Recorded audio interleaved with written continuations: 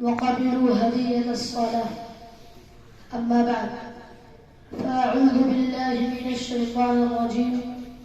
بسم الله الرحمن الرحيم.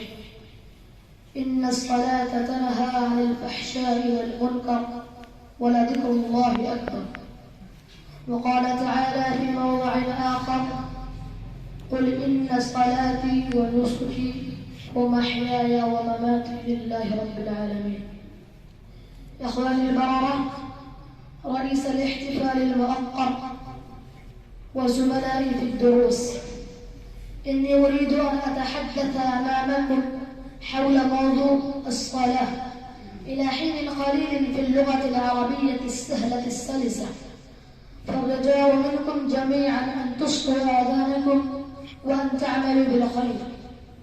أيها الأخوة، أنتم على علم تام بأن الله تعالى خلق العالم كله، وخلق الحيوانات والنباتات والأشجار والأحجار بهدف خاص وغرض جليل، وخلق الجن والإنس في هذا العالم، فاختار الجن والإنس لعبادته الخالصة وتعبده الجليل، لأنهما خلقا لطاعة الرحمن الرحيم وعبادة الخالق البارئ، وخلق العالم كله وأشجاره وأحجاره ونباتاته والسماوات والأرض للإنس والجن، كما ذكر في القرآن الكريم: خلق لكم ما في الأرض جميعا ثم استوى إلى السماء.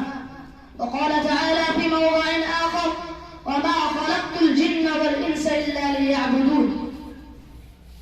إن تريدوا أن تدخلوا الجنة وتحصلوا على نعيمها، فعليكم أن تحصلوا على مفتاح باب الجنة، ومفتاح الجنة الصلاة، على لسان من صدق وصدق، وعلى لسان من قيل عنه الصادق الأمين. أيها المسلمون، قفوا برهة، انظروا في هذا الحديث. إن تريدوا أن تدخلوا الجنة وتحصلوا على نعيمها، فعليكم أن تحصلوا على مفتاح باب الجنة، ومفتاح الجنة الصلاة، على لسان من صدق وصدق، وعلى لسان من قيل عنه الصادق الأمين. هذه هي الصلوات التي يؤديها المسلم الصادق 5 مرات في يوم واحد، بلهف وشوق، برغبة ورهبة، بخشوع وأمانة.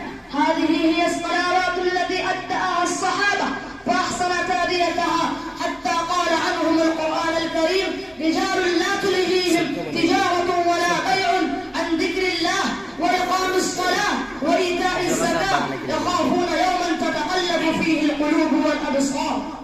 هذا هو الطريق الذي يتسبب بنا إلى فتح باب الجنة ونعيم